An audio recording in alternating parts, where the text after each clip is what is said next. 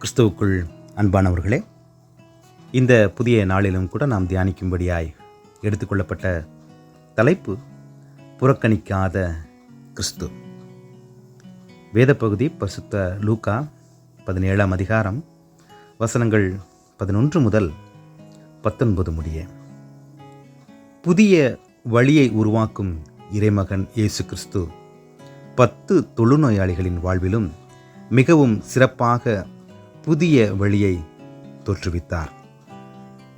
பழைய ஏற்பாட்டு பாரம்பரியத்தில் நாம் காண்கிற தொழுநோயாளிகளுக்குரிய விதிமுறைகளால் மனதளவில் பாதிப்படைந்த இவர்கள் உடல் சார்ந்த புத்தாகத்தை பெற்றுக்கொள்ள ஆண்டவர் இயேசு புதிய வழியை இவர்களுக்கு கொடுக்கின்றார். கிறிஸ்துவின் வழியாக இவர்கள் தங்களுடைய வாழ்க்கையில் புதிய ஒரு புத்தாக்கத்தை பெற்றுக்கொள்கிறார்கள் என்றால் அது மிகையாகாது. இந்த நிகழ்வில் இயேசு கிறிஸ்துவிடம் திரும்பி வந்து அவருக்கு நன்றி சொன்னவர் சமாரியர் ஒருவரே ஆவார். அன்றைய நாட்களில் புற இனக்கூட்டத்தில் அடையாளப்படுத்தப்பட்டு புறக்கணிக்கப்பட்ட மக்களில் ஒருவராக கருதப்பட்டவர்தான் இந்த சமாரியர். கலாத்தியர் 3ஆம் அதிகாரம் 28ஆம் வசனத்தில் குறிப்பிடப்பட்டுள்ளதைப் போல ஆண்டவர் இயேசு அனைத்து தரப்பு மக்களுக்கும் உரியவர் என்பதை இந்த சமாரியர் நிலைநிறுத்துகின்றார். ஆம், எனக்கு பிரியமானவர்களே, எந்த நிலையிலே நாம் இருந்தாலும் நம்மை புறக்கணியாத ஆண்டவரிடம் மீண்டும் மீண்டும் செல்ல நாம் அழைக்கப்படுகிறோம்.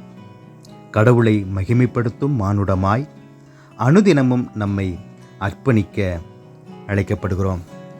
நாம் எந்த நிலையில் இருந்தாலும் எந்த சூழலில் இருந்தாலும் கூட புறக்கணிக்காத கிறிஸ்து நம்மை அரவணைக்கிறவராய், நம்முடைய தேவைகளை சந்திக்கிறவராய், நம்மை ஆசீர்வதிக்கிறவராய் அவர் ஆயத்தமாக இருக்கிறார்.